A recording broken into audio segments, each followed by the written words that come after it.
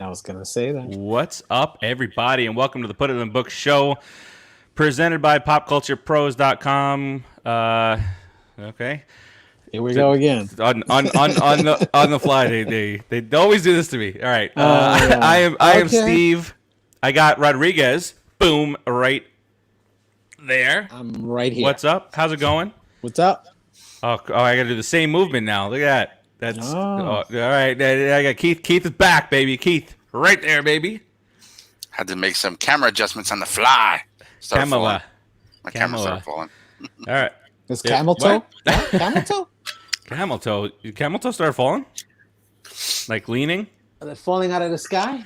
All right. And of course, as always, producer Joe behind the imaginary fake glass. Back there somewhere. Back. Yeah, he's Back in the there. area. He's over We He's got under the bridge. lots to talk about. Happy day, Barbara. Yes. Happy Inauguration Happy Day. Inauguration Day. Tom. Hey, Ooh. guys. Hey, Tom. Let's get it kicked off with a little bit of Brooklyn Water Coffee Roasters. .com. Punto com. From their roastery to your front door. Holla. Get on that website and order some coffee. Bye. Holla. Holla. BrooklynWaterCoffeeRoasters.com. From their roastery to your front door. Only the finest beans are selected. Finest herbs are smoked while picking those beans for your pleasure and your Wait a minute. awakening. Do you say those famous herbs are smoked? No. Only the finest beans are hand selected for your coffee, for your enjoyment, for your pleasure. Check them out, www.brooklynwatercoffeeroasters.com. Punto com. They make small batch coffee, so when you order, it's roasted to order. They have anywhere from regular coffee to a ton of delicious flavors, such as what we like to call a friend over here, Rodriguez, Jacked Up Cupcake. And that Jacked Up Cupcake is a rich vanilla flavored coffee, so delicious. Kind of like me. It is also a part of the high energy caffeine line, 50% more caffeine per cup. Oh my God. Part of that high energy caffeine line is one of my favorites, Cinnabuzz. Then there is also the regular caffeine line, whatever that means. Regular. Dark roast, dark chocolate is a part of that line. It's a rich chocolatey flavor with dark roasted beans and baby. that chocolate. But the problem is you got to watch how much you drink, right? Frotch, how many calories are in that cup? Absolutely zero. So you can have 3 cups and not worry. You'll be running into walls, but that's your problem. Tree for them. There's also you can have three or four. You walk around like this all day. There's also threw me off. Like 3 jokes popped in my head that is inappropriate to say, so I just had to say them to myself, and that's what that pause was. There's also Winter Wonderland is a delicious flavor. It's like a white chocolate, delicious, and it is available year round. From what I understand, you might have to order and request it specifically. But that white chocolate also has calories in it, right, Frog? How many calories in a cup of that? There, I got it right here. Zero. Boom! And those of you who have that issue, there's also Morning Wood. Morning Wood is very delicious. Not me. Then, if you don't like flavored coffee, there's the most popular coffee in the BrooklynWaterCoffeeRoaster.com, which is medium roast. Not light, not dark, but medium. Hojo's son. If you like medium roast coffee, you will love Brooklyn Water Coffee Roasters. Check them out today. BrooklynWaterCoffeeRoasters.com. Guaranteed to ship within 24 hours of its roast date. And if you act now, last week and probably next week too, you'll get a 3rd bag free using code Pop Culture Pros on checkout. So choose 3 bags, use Pop Culture Pros, and the price of one of those bags will drop off of your total. BrooklynWaterCoffeeRoasters.com. Check them out now. Check them out. So nice job, Keith. Nice job, Keith. Thank you very much, Keith. Thank you very much.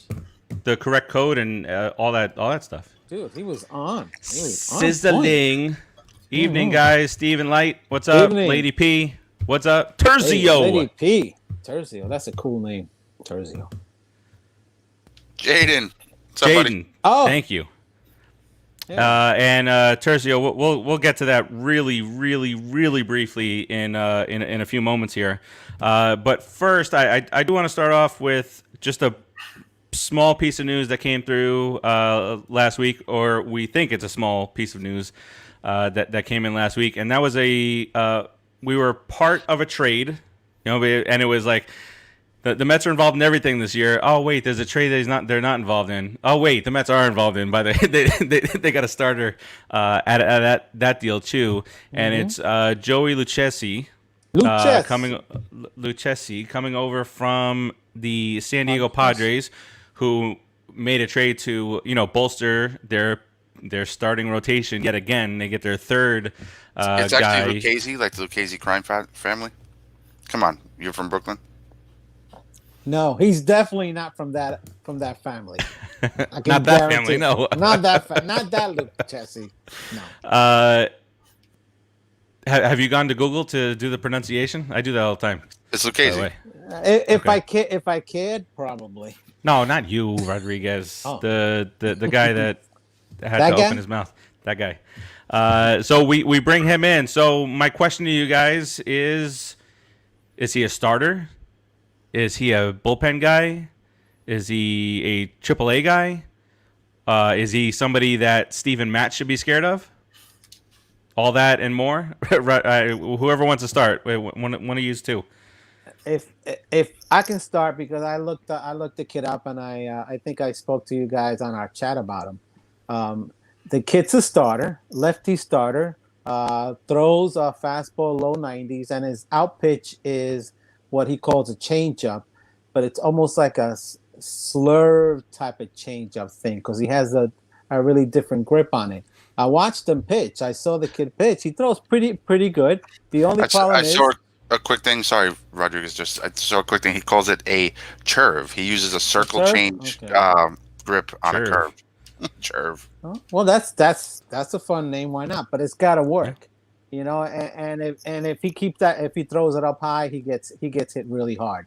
So I mean, that's the key to that pitch, and that's pretty much. He's a 2-pitch pitcher, so he can be a starter, and he can go maybe 4 or 5 innings if he's got that changeup or that turf going down.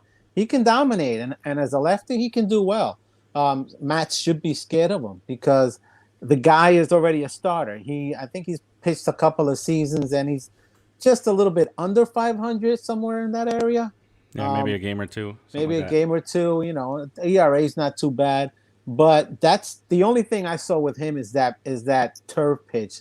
That when he comes down at the end, he doesn't drive down to keep that ball down, to drive that changeup down. He stays up. So even though his knees are down, he's staying up. So the ball flies up, and then it just sits there waiting to be hit. So if he starts coming down on it, he could have a very effective second pitch, because it moves well, and from a lefty he can do well. Matt should be scared.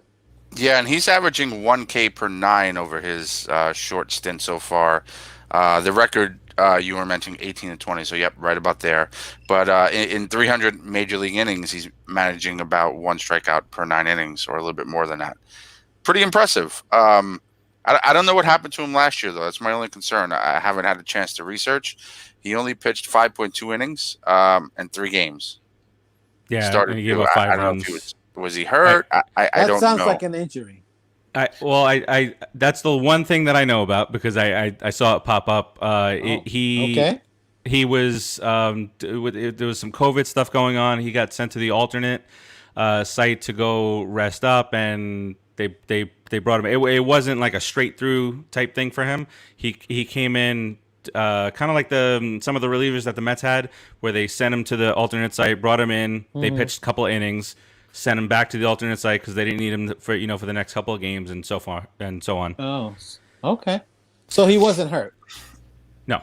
Okay. Even better. Well, that's good news. Yep. Yes, that is good news.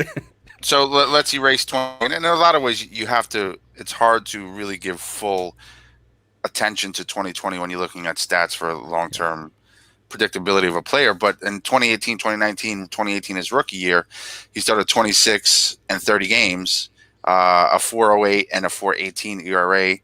And for a rookie left-hand guy who throws a lot of off-speed stuff, that's not a bad start to his career. And his WHIP was 1.2 in each of those years. He has he has a really nice difference, Keith. When he throws that fastball, it's like 92 or so, and when he throws that turf, it's 79. It's a really, really nice dip in speed. And if he gets that thing to just drop at the end, man, it's gonna be nasty. It's gonna be Johan Santana type of stuff. Because at 92, 93 with that changeup, forget it. I watched some of his highlights. You know, when we get a new player, first thing I do is always run to YouTube and look at highlights. And watching the way when he has control of that curve, like you were saying, he gets a lot of swings. I mean, that thing, it's like a Lord Charles almost. It drops. Mm-hmm. But, you know, obviously, like you said, it can't stay up. If it stays up, he's going to get hammered all day long. Meat. It's going to be meat, man. 80 mile an hour meat. Yep. Going to look like Karachi's face. So great pickup. I mean, I can see him plotting it. Should only hope so. All right. Yeah. I mean, so what do you guys give it, Keith? What do you give it a thumbs up on that? Oh, that's definitely thumbs up. I mean, we gave up a couple of our top 10 prospects that I never really heard of, and I mean, one guy's name was Andy. I like his name for obvious reasons, but the guy Andy was he was the number 14 guy in our system. Andy Rodriguez, I think. He's got a lot of upside, but no current. Like, but he's what's going on. Without bias that it's the Mets. If you take the number 20 farm system in baseball and say you're the 14th ranked guy on that 20th ranked farm system, then it's not it's not a whole lot of stuff. And if you could take that and turn it into a left-handed pitcher who has a lot of movement, a lot of potential, and with the right coaching could be better than a number 5, but is currently your number 5. That's a win all day long. 27 years old. What has he got? 2 or 4 years of control. He's going to be arbitration or eligible in 2023. I don't know if it's after or before. So he has 2 years. He has 2 years. Let me double check. He's not even arbitration. Through. So it's usually like when you see the 2023 season, it's like usually through that season. So if you think 21, 22, 23, you got 3 years. Yeah, he's arbitration eligible in 2022. But that's still not bad. That's his first year of arbitration. It's 2 years for a really unknown potential prospect that the Pirates are okay with getting because they're just stockpiling. So the big boy in the deal went to San Diego, and then the Pirates are stockpiling all the replenishing that. Yeah, they're rebuilding big. Full blown rebuild. You remember a couple years ago we were like, oh, the Pirates are done, and all of a sudden they were like in the race with all these no name guys. We were like, what? They're doing it again. But they have the luxury. Don't know. They have the luxury of being able to do that. Because they play in Pittsburgh. He already has one of the better nicknames, according to Baseball Reference. Oh, boy. His nickname is Fuego. I like he's got to earn that thing. He's got to earn that city. He ain't going to be throwing Fuego. But he may be, maybe he's hot-tempered. Maybe so did I hear you correctly? He averages 1 strikeout per 9 inning? 1 strikeout per 9. A little bit more. Let me double check the exact number. So he's not a strikeout guy. No, he's not a strikeout guy. But listen, if put you're the ball in play and the defense that we're trying to establish here. Did you mean 1 strikeout per 9 innings or 1 strikeout per inning for 9 innings? No. Averaging in his career 9.3 strikeouts per 9. Okay. Yeah. So, I thought you said 1 per 9 earlier. Okay, so my bad. Oh, did I 1? Oh, I thought you did. That might not be 1 the case. per inning per 9 is what I meant to say. My apologies. Facebook was being a dick face today, and they changed up the sharing stuff. Yeah, it's 9.3 per 9. I meant to say 1 per inning per 9, but so if that curve, which I like, the 9 makes me feel a little bit better. Me too, man. So if the curve is not on, is it called the turd? Well, we're just going to assume the curve will always be on. Yes. This bump from here, baby. That was a good Boom. One. All right, let's move it along before any more dad jokes come up here. Well, he does have a 2.3 ERA at night when 7 o'clock when the humidity is 45% and temperature's over 72. My mom loves those stats. Got that. She loves being very sarcastic. Yeah, I made that up. She loves that. All right, let's get to our next topic. It's not something that we're going to spend a lot of time on, but we do need to talk about it for a few minutes here because it's big news on the team. So Jared Porter is a douche. Sorry, Producer Joe. I didn't know if you were back. All right, so Producer Joe is back. He's back. Jared Porter is a douche. Last year. Yeah. last offseason we hired a cheater as a manager. This offseason we hire a douchebag as a general manager. So really quick, high-level story. Honestly. 2016, he met this reporter from out of the country, texted her 60 times, didn't get the hint. 70 times. 70 times. Did not get the hint. Sleazeball sends a picture of his junk, and she doesn't want to. She doesn't want to do anything, but she says, "Please don't do this. Stop texting me." So she doesn't want to come forward because who knows what happens to her job then, because something happened in her field. You need the open availability. Back to the start of that story real quick, and you can take it right back. But he's front office. He's management. She's an like overseas or foreign representative of the club, so he has power over her. So you can like this to one of those kind of Weinstein, like she, yeah. I was kind of going that way with they can just kind of shut down access to her. Her job is to report on things, and if you do this power play type deal, then there goes your career. That's douchey. That's the super douchey. So, fast forward, ESPN keeps on checking on her periodically over the last 4 or 5 years, and finally she said, "Okay, I'm ready. I'm out of the business. I'm in finance now. I don't have to worry about it. I'm not coming forward. I don't want to sue. I don't want any money. I just don't want this to happen to anybody else." So, our previous owner, guaranteed, would have taken a week to think about whether or not this is right, this is wrong, what should I do? We got to wait for all the facts. No. Steve Cohen, what time was it? It was about 11:30 at night that we heard the news, and by 9 a.m. the next morning, he was gone. Perfect decisiveness. 7:30 a.m. he was informed. Perfect. So yeah, done. And I think so it was by 8 o'clock. By 8 a.m. the dude was fired already. Yeah, yep. I'm glad that you guys mentioned that, because that is another part of this this new ownership, is that there's no leaks. This thing came out after the fact, which is because the beat reporters were still like, what should we do, and whatnot. So bottom line is he's gone. Jared Porter's out. Sandy Alderson. They're not replacing him. It's too, you can't do it now. You're too far into what's going on. Sandy already knows the ins and outs of what the thought process is this offseason, so it makes sense. It's his thought process. Right. It's his. This is his design.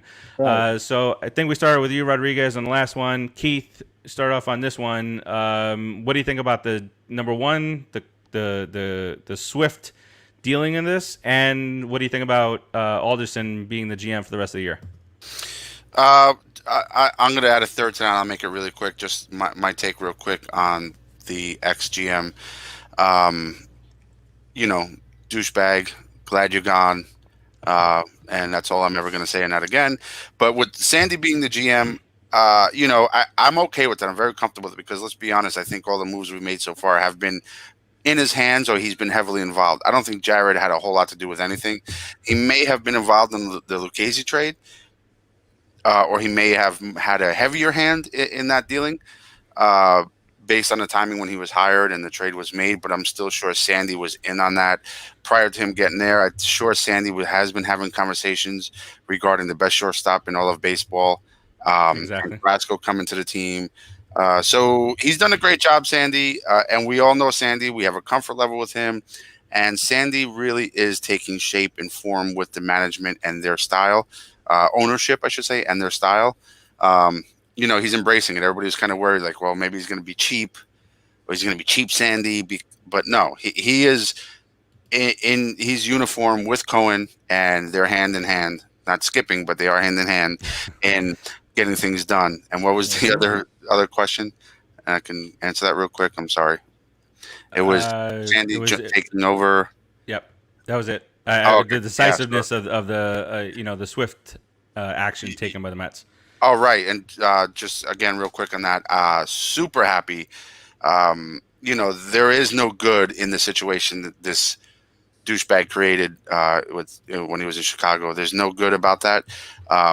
If you're going to take any good from it in the Mets perspective, is it showed all Mets fans that this management and this ownership is not playing around.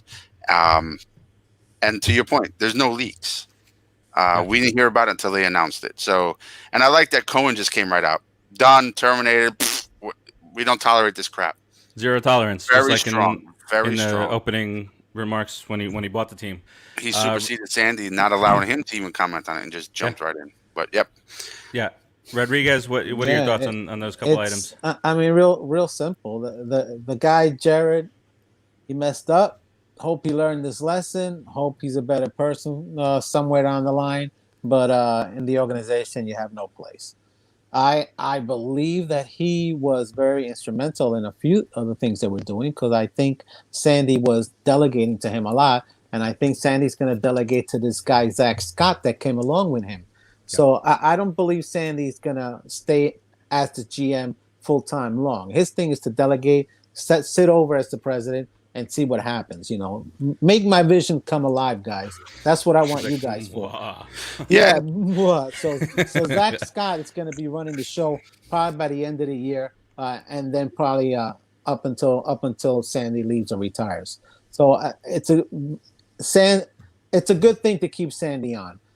He's the veteran guy. This guy's a younger guy. He can learn from Sandy a lot, and maybe he could even spur Sandy on sometimes to make a move that Sandy may not want to do as an older guy, more cautious guy. Just push him a little bit. And, getting rid of the guy. You got one guy who's a problem in the organization as opposed to the 400 that he was talking about. Because Cohen said that. I got 400 people. I can't worry about one guy. It's done and over with. Let's move on. So let's just move on. Yeah, like Frank said, he's done baseball. I don't even know how he gets a job anywhere now.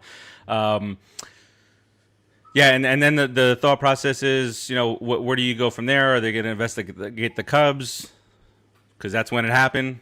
Cubs, listen, as long as it's not in our wheelhouse and we don't have to worry about it, I really don't care. We've had enough drama as Met fans. Every year. These things are going to happen. They did a vetting process.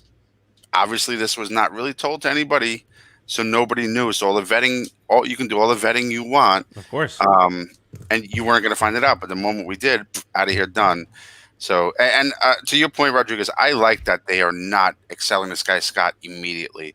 We just took a blow, take a step back, let the dust settle. No need to hire this guy right away. You got Sandy in there. We are very fortunate to have Sandy. We have a lot of talent in the office. There's Sandy, there's Zach Scott, there's the guy John Ricco. There's a bunch of guys that can help. So I mean, at the worst case scenario, I think probably even get Omar to come back. I was reading, of course, Omar, baby, Omar. One of those Met sites that would remain nameless immediately put up, hire Omar. Hire Omar. See, I didn't even think about that, but it is what it is. Yeah, it's unfortunate, but anyway, time to move on. Have a good life, Jared. Be better to people. Not even. Be a better person. If that's a constant that you do, have a crappy life. If it was a mistake, I hope you rebound at some point. All right, couple more little tiny items here before we get to no pun intended on Porter. Sorry. Before we get to a little bit of a fun conversation, we're going to talk a little bit about the morning coffee. Old Timers Day stuff. Morning wood. Old timers? Well, maybe they do need that coffee. You just don't know. All right, so two things. I don't know if either of them, or the first one I am absolutely opposed to, but there's a report from Jerry Hairston Jr. Remember him? He played for us. Yes, he did. He works 18. For Sportsnet Los Angeles now, so he covers the Dodgers. And so he is concerned that the Mets, after losing out on I almost said George Springer. I do that too. That the Mets are going to get involved in Justin Turner. Now, pump the brakes for a second. I see your face already, but on top of that, he is 36 years old. He wants a 4-year contract. Go scratch your ass, right? Yeah. Yeah. Keith's looking up his stats right now. You can look up all you want. I'm not signing a 36-year-old for 4 years. Absolutely not. It's just not going to happen. He may be the aberration, but as a third baseman, day on, day out. Keith, do me a favor, and yeah, he's not been versatile. He's he had 1 year, 151 games. I think the rest 130 or less or so. But Keith, his defense. So we talk about J.D. Davis at third base, not ideal at the, playing the position. Justin Turner, I think his percentage at third base is .966 or so. That's not good compared to the speaking. I was cursing you out, and I didn't want you to know. Oh, it's only slightly above Justin Turner, and Justin. I mean, it was 958. Davis. Yeah, no, I was just 958. 958 career.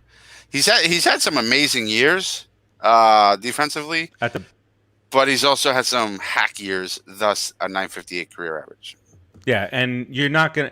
No. Nobody's signing. The Mets are not signing him. Not this Mets team. Maybe an older Mets team. It's not happening. The 1991 team Mets. They'll sign him. 1991 Mets. They was that when Eddie Murray came in? To play 92. With Coleman and Bonilla. Oh boy, Saberhagen. Oh man. And to think that team was trying to build on a very successful 1990 season. Poor guys. I mean, what he wants and what he gets. Buddy Harrelson, right? Oh, of course. Yeah. Let's say 2 years, 19 million. No. Would you do it? No. 38. But a lot of players will. A lot of teams will. Great. He has played in 17 postseason series. J.D. Davis can be the same type of player. He can hit the same way. He's an opposite field power hitter. J.D. Davis. What's his name? Bubble Butt. Bubble Butt. Bubble Butt. That does suck. That's a shitty name, pardon the pun. That's pretty bad. The other little deal that not deal, but I sent it to you guys earlier. I don't know it. I don't know the the track record of that site when reporting that type of news, rumors and whatnot. But it was put out there today that the Mets potentially have contacted the Reds for a deal with Sonny Gray and Eugenio Suarez. So Suarez, he's a good third baseman. And the last 4 years, he's hit 124 home runs. Yeah. Last year, again, like Keith, like you said earlier, and you said a few times on the show, 2020 kind of throw it away. He hit like 202 or 215 last year. The big thing here is he's 29. He's controlled for 4 more years at $44 million. Wow. $11 million a year. And there's a guy who's hit 30 home runs for 4 straight years, total 123 in 4 years. And he plays good defense. Then you bring in Sonny Gray, who had 277 strikeouts in 2019, kind of like a rejuvenation of his career after a couple of or a bad season with the Skanks. Yeah. You know what happened to him with the Skanks? Did you hear his issue with the Skanks? They were trying to turn him into a slider pitcher. Okay. And he's not a slider pitcher. They were preaching that a lot. That was the pitch, the slider. And he's not that type of pitcher, but they were making him throw it, and he was uncomfortable, and he was having a bad year.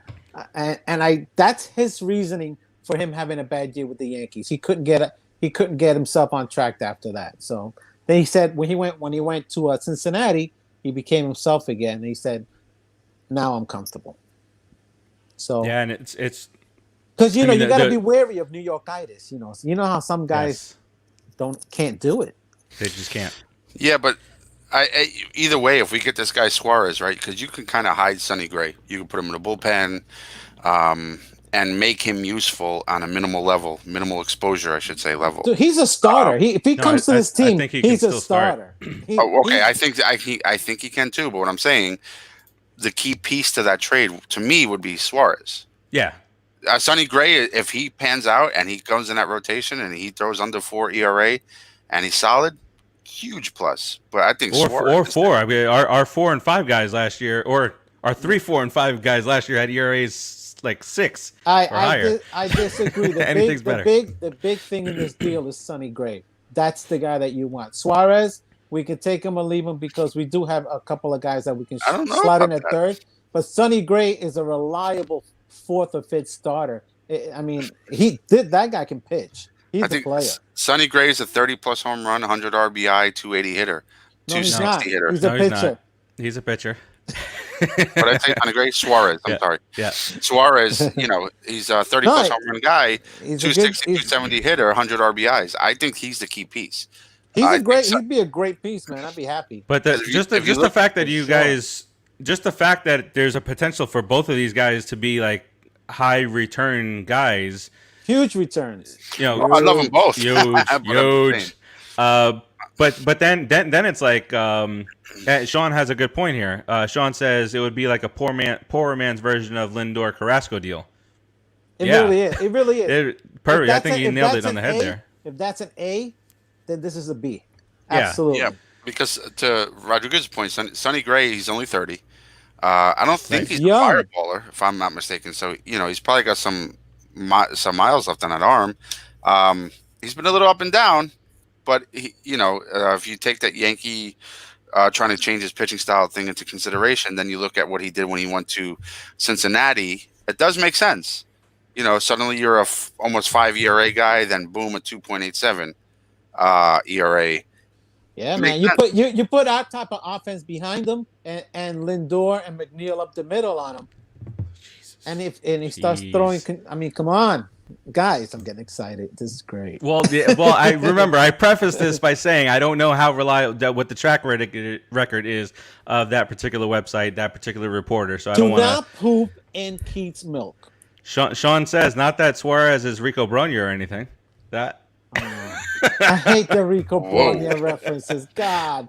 All right, so with you people. But then it's like, at the beginning of the offseason, it's like, well, we're going to concentrate on not dealing in trades. But now, if this is true, then it's another potential trade. We've made 2 trades so far. I mean, obviously, we didn't give up much in the second one, but just interesting to see how, I say this a lot, but how the market dictates. Are you going for free agent? Are you going for trade and whatnot? Well, Bauer's still out there. Bauer's still out there. Springer is not. Touch real briefly on that because we did this already. We were ahead of the game here a couple weeks ago. We talked about if we don't get Springer, then what? And I don't want to do that again, just because we already did it and nothing has changed since then. So we'll see how it pans out with the Springer situation having been resolved. He's now going to Toronto or wherever they're going to play this year because they're not allowed to play up there this year. Hey, Canadian. Hey. All right, so that's that, and we'll kind of see how this kind of pans out here going forward, but. There's still a number of things the team will want to address. A little bit more depth. Maybe another starting pitcher or 2. Still got Odorizzi out there. Still got Bauer out there. The Sonny Gray thing, right? Maybe hand for the bullpen. I think the Blue Jays are getting involved that too. The Brand Hand thing. So they gotta relax, all right. Let's not get too crazy, Blue Jays. Let's not. The thing they got a shit ton more money to spend. Because they're way off the luxury tax, which again we don't even know if we're concerned about that or not. Sean says if you got Suarez, you could skip on center field and go defense first, which then that kind of brings up like a Jackie Bradley. But again, we won't go down that path now. But let's move to a little bit of fun, guys, because along with Steve and I'm good. I bring this up because Steve Cohen has brought it up a couple times about the black jerseys and Pete Alonso just got a new pair of kicks to match the black jerseys, so he's already like a few steps ahead here. Really? I love Pete Alonso. I love the way the kid thinks. Such a goof. He's like he really has fun with the game. It's so much. It's really. I'm so glad he's a Met. He's a lot of fun to watch, and he's a lot more fun to watch when he's hitting 50 slams. We lucked out. We lucked out when we found that kid. We did because he's a good kid. He's got that fun energy. He's like a power hitting Roger McDowell, like goofy. Puts himself out there. Before we do that, two facts from my little trivia calendar thing, and I'm saying this trivia question because because, and Rodriguez will start thinking about things. I don't know, but Keith will. But so in 2019, Jacob deGrom had a 14 strikeout game in which he also hit a home run. We were there. Rodriguez. We were there. Keith, wait, were you there? Yeah, we were there. 14 strikeouts. You and I met in the area outside for a little bit. With my son. Yes. Yeah, the first time I met your son. Yes. So 14 I don't think I was strikeouts. there. I might have been there with my father. I don't know why I can't. No, Keith wasn't there. No, because Keith wasn't there. Dag. Right. And wasn't that the game that your son, like, it was like a last minute thing, or was that a different game that I'm thinking about? That was a last minute thing. That was a last minute thing. He was getting off of school. Got the tickets. You guys get that's awesome. And last minute thing. So one hell of a game. But so he was the 5th pitcher ever to do that. So the trivia here is, can you name the other 4? We won't be able to. We might come close here. You want to take a stab at it, Rodriguez? In baseball history, 14 strikeouts and a home run. Wait, is that the only? Is Doc 5th on that pitcher, list? 14 strikeout game, also hit a home run, making him the 5th pitcher since 1969 to accomplish the feat. That is a hint, my friends. So since 1969. Since 1969. So it could be. It definitely, like Keith said, it could be Gooden. It could be don't look at me guy. From Baumgartner from the Giants. Nolan Ryan. Don't look at me. It could be. I don't think Nolan Ryan was a good hitter at all. So I don't think he would have. And he played a lot in the American League, so he would have had really a smaller chance to do it. But it could have been Seaver, could have been Gooden. So it's three older time guys and another modern guy. 3 older school guys. Sean Lilly saying Doc Steve Carlton. Yeah. All right, let's go through it. So I don't know if this is in any particular order. So give us the team. Say the team. Let us try and guess it. The Mets. Wait, but hold on. It doesn't say the year, so I don't know what year he hit it. So I don't know if he was on the Mets or if he was on the Reds. Oh, Seaver. Oh, Seaver. There you go. Yeah. Okay. Let's go straight through. Bob Gibson. Tom Seaver. I was thinking of him. So Sean Lilly gets the next one. Steve Carlton. Mm-hmm. Nice. And then Rodriguez, you did get the other one. Don't look at me. Don't look at me. Did it right? He might have hit 2 of them. This guy jacks up 2 home runs a game sometimes. Yeah, this dude can hit. This dude can hit. Is he still a free agent? Where did he go last year? Diamondbacks? I don't know. Where did he go? He might have gone to the Diamondbacks. Some weird team. Did he go to Texas or Seattle? Keith, did you send him to Texas? Seattle. Seattle. Where? I want to say Arizona.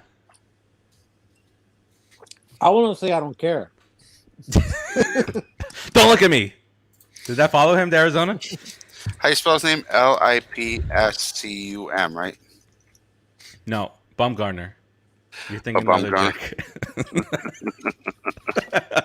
And that's not how you spell it either. Stephen Light has already told us Arizona. Thank you, Stephen Light. Arizona. He's signed through 2024 for $85 million. Good for him. All right. So what was the other thing that you had going? Oh, the other thing is it's just a fun fact from 2014. The Mets honored beloved broadcaster Ralph Kiner with his memorial logo, which included his name and microphone that now sits up with the retired numbers on the roof facade at Citi Field. Yeah, Ralph kind of deserves to be remembered. Definitely. Absolutely. Kindness Corner. Come on, I grew up with it. It's going. It is gone. Goodbye. And then when he got really drunk and he didn't know what he was saying. It was great. Kindness Corner on WWOR. I just remember Sea Caucus, New Jersey. Kindness Corner, and his nose would be like Santa Claus because he was drunk as a skunk. So I remember, and he came on. George and I were at the game. And he came out to announce the opening lineups, and it wasn't known that he had some sort of palsy at that point. We thought he was drunk. Rightfully so, based off of his history, but we thought he was drunk. We thought we're laughing thinking he's drunk, and then unfortunately found out that he's actually sick. Yeah. But yeah, he was kind Kiner. Screw the Pirates. He wasn't drunk though. He was a drunk, though. He was a drunk, right? So it wasn't wrong for us to think that, but we found out he was sick. Then we felt bad for laughing. But people. he, screw Pirates. He's not part of your history. He's Mets lore. So out of here. Out of here. It's out of here. I did see him one time on the home run derby. Remember that old home run derby show in black and white? Foul ball. Mm-hmm. Out.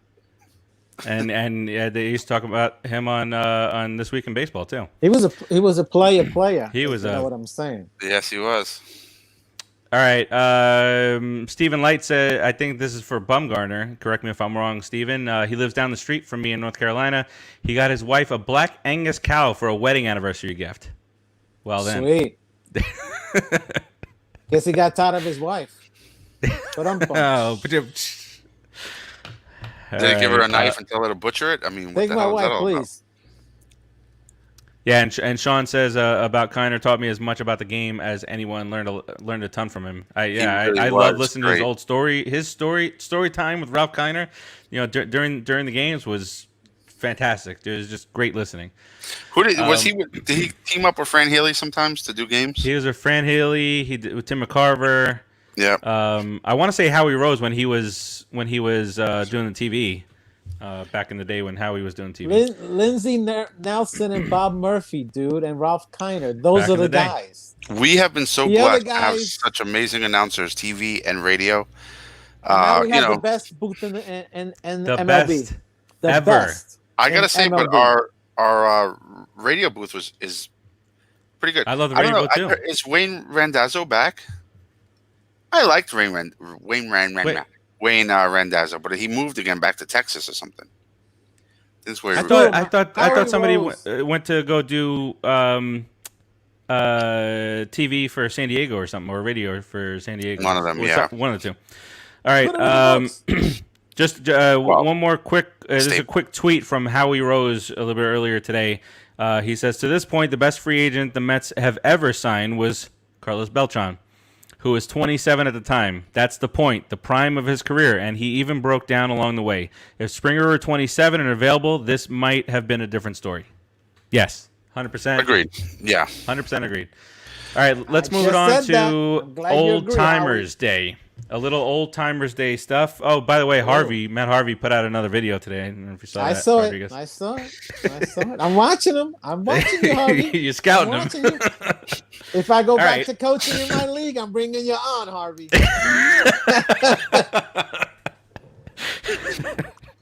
Put a mustache on him like Bobby Valentine. This ring. Yeah, I saw that video. I had a kid from the Phillies, a lefty. He threw 90. A lefty. You told me about that. He threw 90, and then I had another righty from Tennessee State. Tennessee, and he was a pitcher in Tennessee. He threw close to 90, 92. So do it. The Dark Fright. All right, Old Timers Day. Old Timers Day was an idea that when Steve Cohen took over the team, he started asking all the fans, "What do you want?"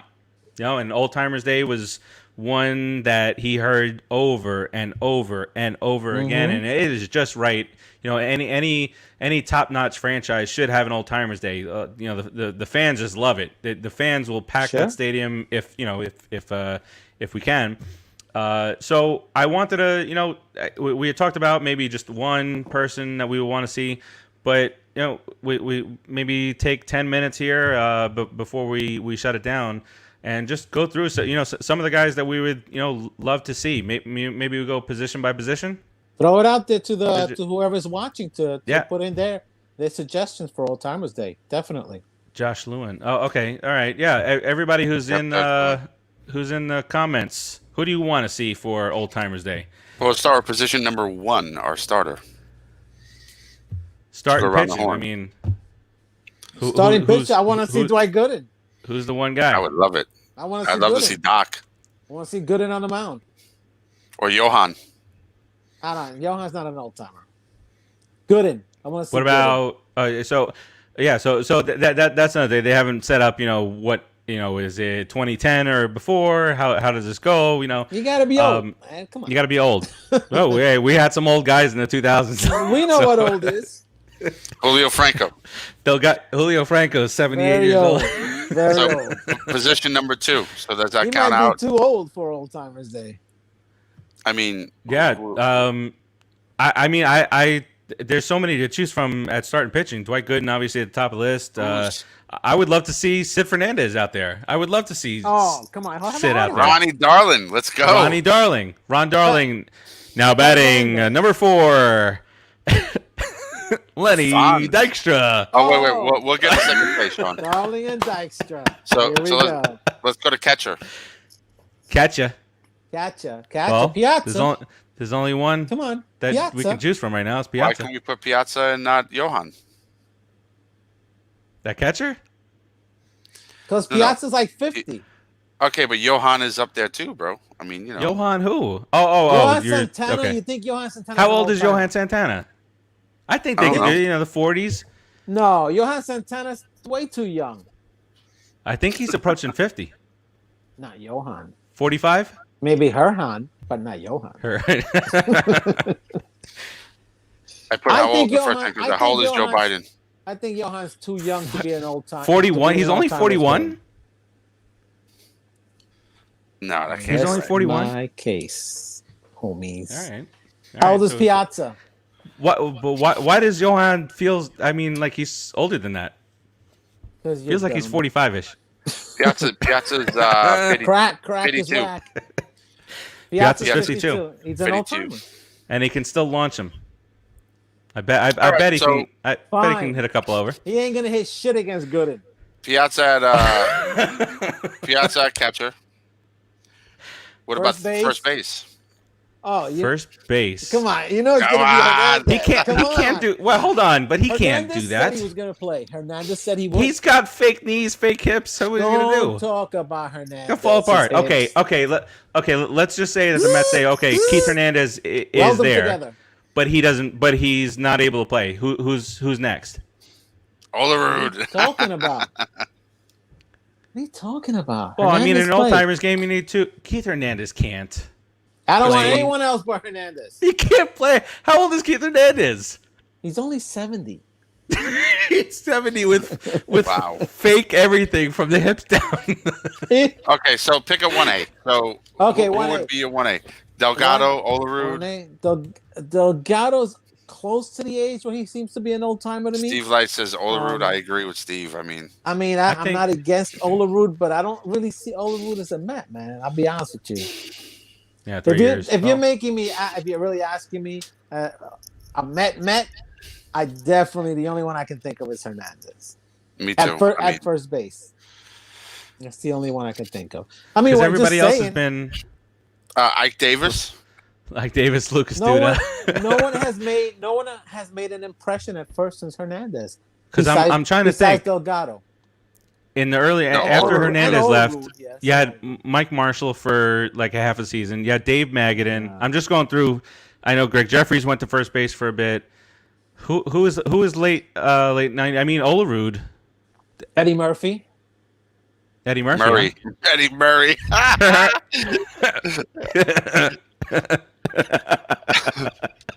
Norton. Hey, yeah, it's a Celebrity game, yeah. Bend over, Norton. All right, so and then you had Mo Vaughn at the beginning of the 2000s. Mo Vaughn, please don't even mention that. I mean, it's either Olerud or Delgado, and neither were. Both were with the Mets for 3-4 years. So forget him. We want Hernandez. That's it. What's the big deal? All right, second base. Right? Is that where you're going around the horn there? Easy. Yeah, around the horn. Obviously, he's. That's the Fonz. Keep him moving. Alfonso, you think he's old enough? Yeah, he's old enough, right? Yeah, Fonzie's old enough. Fonzie,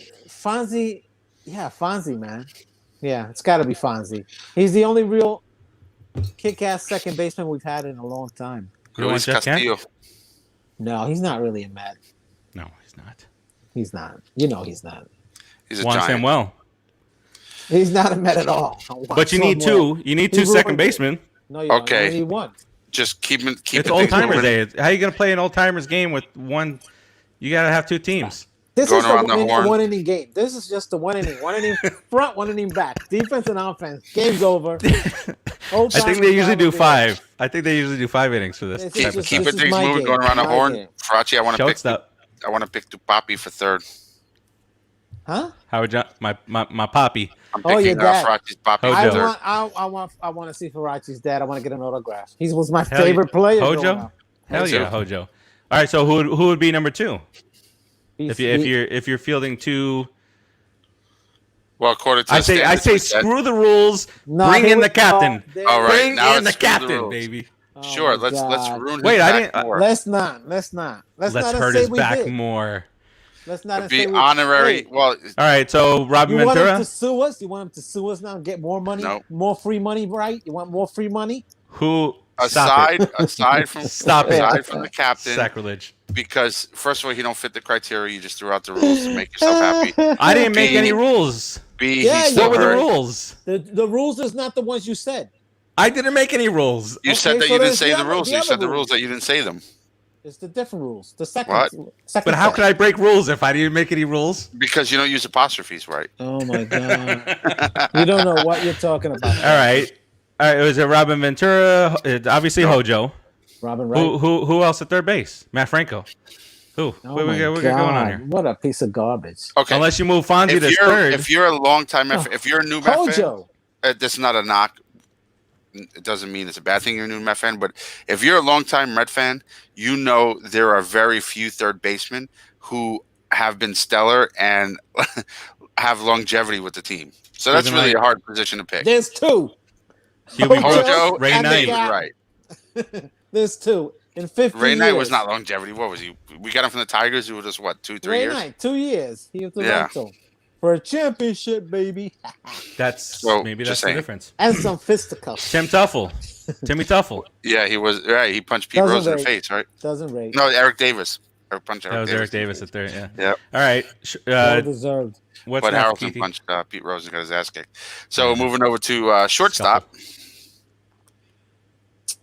You can't do Reyes. I want to say Reyes because to me he was the best shortstop for now.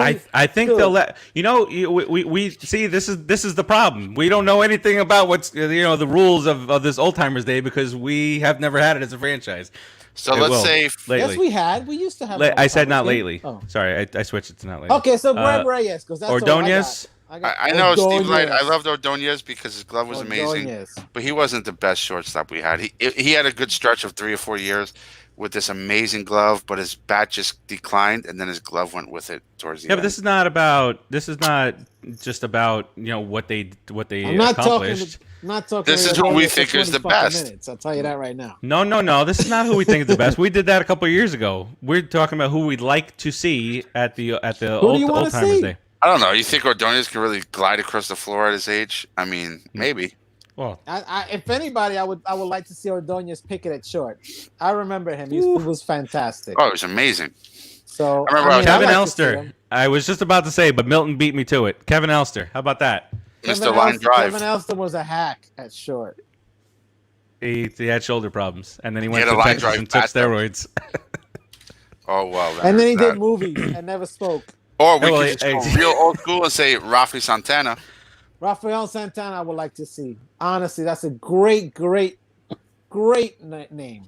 I would love to see Rafael. He glided. He could barely throw people. He was nice at short people out. glove-wise. But he played.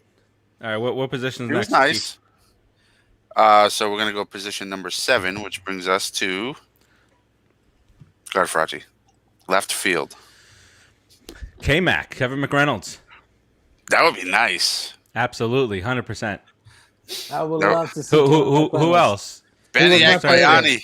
Agbayani has like he was a major fan favorite. So this is old timers day. Oh my god, that's when I go take a piss when he's up. Why would he even bring him back? All you got to do if you're the opposing team and there's one out, just do this, and you'll get a free double. All right, yeah. K-Mac. Yeah. How about Todd Hundley? We didn't mention Todd Hundley. Todd Hundley in left? Oh, yeah. I'd love to see him in left field. Yeah. Well, he could be the second catcher, Todd Hundley. Dude, he almost killed himself when he was young playing the outfield. I was at the game, Section 2, Upper Deck, Row G, when he got hit in the head with the ball. I was there. Amazing. Fantastic stuff. It was the worst moment of my life. Hackeroni. Wonderful. Andy Chavez. I've served a 10-year stint in jail. Got raped 7 times. He's too But good. that Hundley catch was the worst thing that happened to me. Wow. Andy Chavez. Real fan. Andy. And Milton brings up another point. I mentioned him because he got moved to first base at some point, but Greg Jeffries. But would he be the second baseman? I see Jeffries more as a Jeffries Philly. was second baseman. Yeah. He got a bad rep with the Mets because he was a bit of a crybaby. He was a second baseman. Bit of a crybaby. He was more a Philly. Him and Dykstra and He was bred to play baseball, and then they didn't like him, and he couldn't understand why. Yeah. Then he hit 360. Then he hit 360. So whatever. Anyway. Welcome to being a Mets fan back then. I know. What a world. What a world. I had a plaque hanging in my room when I was a kid. All the promise coming up with him, Greg Jeffries with his baseball card signed. I was super excited. And then he was just this big old crybaby bitch. And then went to the Phillies and did great. And I triple hated him. Triple dog hated him. That's how you got to hate him. Center field. No. Do we have to say anything? Number 8 is right field. Number 9 is center field, no? No, number 8 is center field. It goes left. You sure? Left 8-9. Left 8-9. 7-8-9. I said left 8-9, guys. I haven't done a scorecard in over 12 years. All right, I just do scorecards. So anyway. Center field. That's got to be Rico Brogna. Lance Johnson. Lance Johnson hit 21 triples one year with us. Phenomenal year, 97. 21 triples. It's Mookie. Yeah, it's definitely Mookie, end of story. Yeah. I mean, and Mazzilli. Oh, if you want to bring back a fan favorite, because some of this stuff is about that kind of stuff, Darryl Boston. The fans loved him. He was very, very popular. Are you kidding me? Nope. He was very popular. He's not more popular than Mazzilli. Didn't say that at all. So that he doesn't fit on the bus. We need depth. You can only have 2. Rodriguez. We need depth. These Mookie, guys are old. They're Mookie old. And Mazzilli. That's true, man. That's a big outfield. That's City Field. What Met fan loved Darryl Boston? I can't tell you one moment Darryl Boston was like, yes, I'm so glad this guy's a Met. Yeah. Oh, thank you for Darryl Boston, God. Was that during your I have more memories days? of Butch Husky than Darryl Boston. What's the matter with you? Darryl Boston. All right, move on. I'll send you a whole highlight reel. Of what? With the Mets. Of Darryl Boston? Mm-hmm. He was very popular with the ladies. Don't do me any favors. I can't wait. Oh, you know who should? I got it. That's a Vince Coleman. Yay, Vince Coleman. Put him out there with a Vince mat of fireworks and some bottle rockets. How come you didn't go Bobby Bonilla back at third? Yeah, we'll put Bonilla at third. Let's make an old-timer team of the biggest assholes in Mets history. The most hated Mets. We could do that next week. I mean, that would be funny. Frank Lester. Next week, put a poll out there. What team would you like to use as the most hated Mets? Tell producer Joe to do a most poll. Hated Mets around the horn. Hated Mets around the horn. You think Mackey Sasser may catch it? I feel like Met fans love Mackey Sasser, even though we forgot about Mackey Sasser, guys. I love Mackey. Poor guy. He couldn't throw back to the pitcher, right? But it's an old timers game. He had a yip. He had to keep hitting his glove. Was he throwing it everywhere? After they broke him down psychologically, there's some stuff out on YouTube. I won't get too much into it, but after they broke him down psychologically, there was a lot of mental issues in his past that created that scenario. It's interesting. It's interesting. Just turned dark. Thanks for ruining our fun. No. It's interesting. Mackey Sasser, and then suddenly he just did that. JD did. He couldn't get it back to the. He did it like 4 or 5 more times. Frank Lester brings up Brett Butler. Remember him? Oh yeah, good leadoff. Really good leadoff hitter. Yeah, he was from. But remember that. He laid down a bunt better than. Yeah, him and Lance Johnson, Mets wise. He was good. Yeah, phenomenal. Anybody who was a fan, and I see what you're putting up there, Raul, but anybody who was a fan of Howard Stern will never, ever, ever pick Lenny Dykstra for anything. He is a part of the whack pack on Howard Stern. He's terrible. You do not want him representing the Mets in any fashion. Lenny Dykstra's not coming back to the Mets. Yeah, let him stay with Philadelphia, and that's that. pretty much. Oh, hated Mets. Yeah, there we go. Lenny Dykstra. Yeah, Lenny Dykstra's there. Oh, the spoiler alert: Lenny Dykstra's on the list. Right field. Do we even need to really discuss that? Strawberry. There's only one. In right field. There's only one. I don't want to see Strawberry. I want to see Strawberry for what? Come on. This is a Mets. It's not a Yankees. Hold on. Listen, I get it. So then Gooden can't play either. Roger, I don't want Gooden either. Right now. You're a terrible human being. Farachi's off the show. Good job. So let's talk. Done. Sorry, Farach. But it was good. I'll leave, and then you figure out how to do the rest of it. I'll figure it out. But I don't want to do it without you still, because I love you. Okay, stop fighting. Stop fighting, ladies. So no, yeah, it's Strawberry and Strawberry. who? Come on. Who's the second guy? What second guy? Oh, you got to pick a second right fielder? Again? No, I'm saying there's two teams, right? They got to play a game. You need two right. Strawberry's going to play the whole time in the field? No, Jeremy Burnett's. Oh, yeah, there you go. Boom. You solved it. Derek Bell. Carl Everett. Carl Everett. There we go. Wow. Everett. Isn't it funny how, as Met fans, stop, dig him up. Boy. Rusty, rest in peace, Rusty. I actually have a bobblehead of Rusty. I was looking at the other day. But isn't it funny how we can, as Met fans, we're okay embracing the good. Like, yes, this player was great, but immediately go to the shit we remember. It's like because there's so much of it. We think there's so much. That's why, as a Met fan, me personally, and I'm probably speaking for a lot of people out there, I'm so excited about our new ownership and the direction they're taking. But yeah, sure. I mean, it's like, Darryl Strawberry. The first thought after that is Jeremy Burnett's. You go right to the next load of crap. And we'll pop up a post in the group to see if we get a little bit more involvement on this and whoever wasn't able to catch us live. Yeah, producer Joe says can't wait to see what Uncle Steve does for Bobby V Day. I'm excited because it seems like he's all about having fun with it. Yeah. What did he say?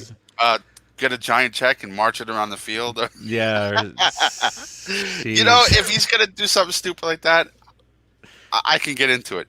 Because it's kind of like if you fall and you bust your ass, as long as you're not hurt, you should laugh with the people laughing at you. It's just things happen.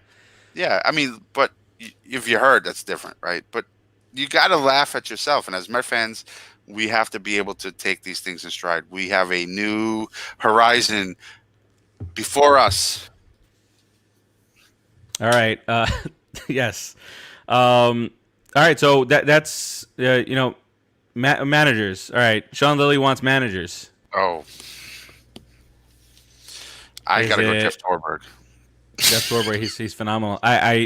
Sean. I mean, those are the two. That's the two. Davey Johnson, Bobby Valentine for me. Jeff Torberg, and what's the other guy we got from the A's? Oh, Art Howe. What about the guy Jerry from the Phillies? Manuel. Jerry Manuel. I like Jerry Manuel. He got dealt a crap hand. Jerry Manuel was way too laid back for New York City. He was, but he got dealt a crap hand. And Art Howe too. Art Howe was like that also. No, Art Howe was full of crap.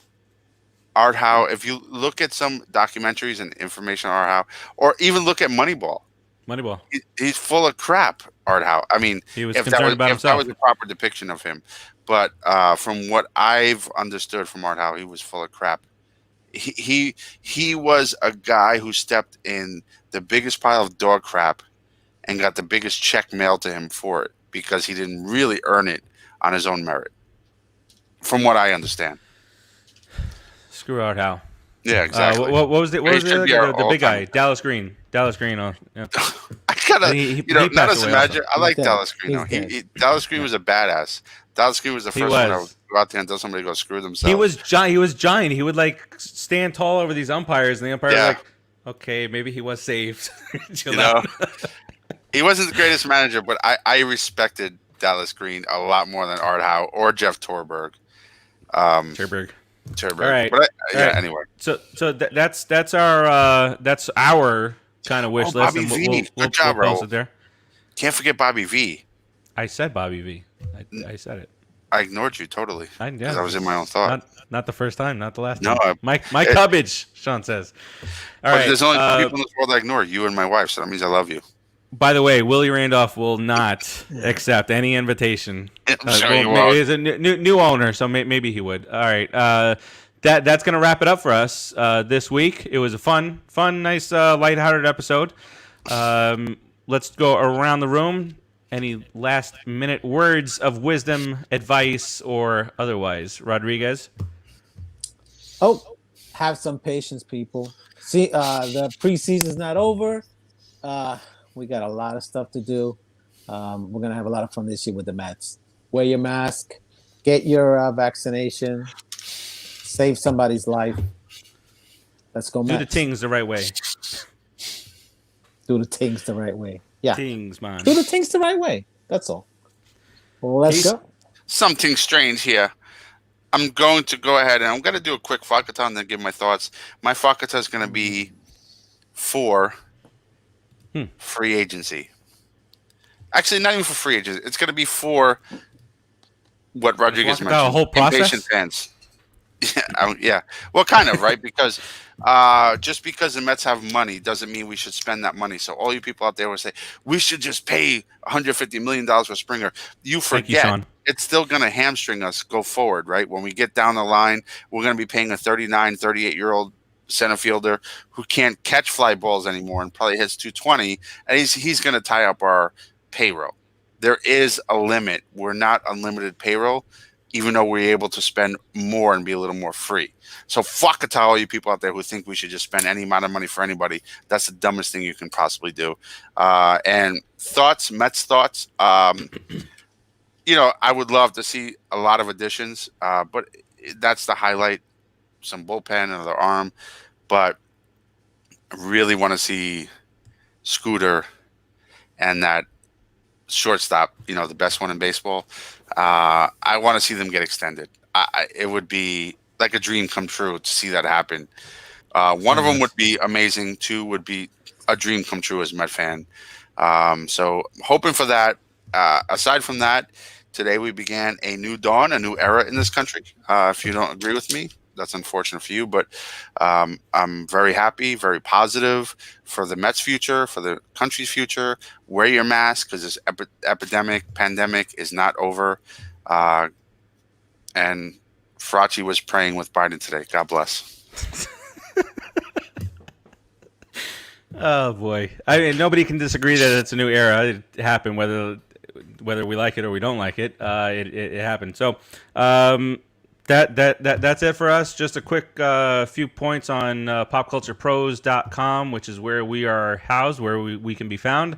A few shows are already in the books for this week. Monday was the A to Z program with Eric. He had a nurse from upstate New York. They talked about some of the things that have been going on with COVID-19. Awesome. Then they had a little fun with a game that he calls the douchebag. Have to tune in to see what that entails. And then the Jader and Kyle show was a little bit later on that night. They did a throwback for the way back movie back in 2013. Last night was the Just Too Sweet show. Talked a little Royal Rumble stuff. They have a very special guest coming on next week. More info to come on that. Tonight you just watched us. If you haven't, catch the replay. Tomorrow night we'll preview the championship weekend. The last two football games before the Super Bowl. And then actually tonight at 8:30, brand new show on the network. Rodriguez, you will love this one. It's called Granny's Peach Tea. Got the comic book one? Yep. So they're going to talk about all things comic book. It's Ed, who also co-hosts the Empire 161 show. A couple new guys to the site, and so that starts tonight at 8:30. Should be lots of fun. That's Ed Camus. The Yankee guy. The Yankee guy. He is extremely knowledgeable when it comes to comics. Right up your alley, Rodriguez. Speaking of Yankee, this back scratcher is brought to you by Tim. Yeah. Tim makes some good recommendations. All right. That'll do it for us. We're out of here, and we will talk to you guys again next week, right around the same time, where we might just bring you the all-time douchiest Mets team. We should do it, man. That's Let's right. do it. We will. We'll talk to you guys next week. Peace out, everybody. Later.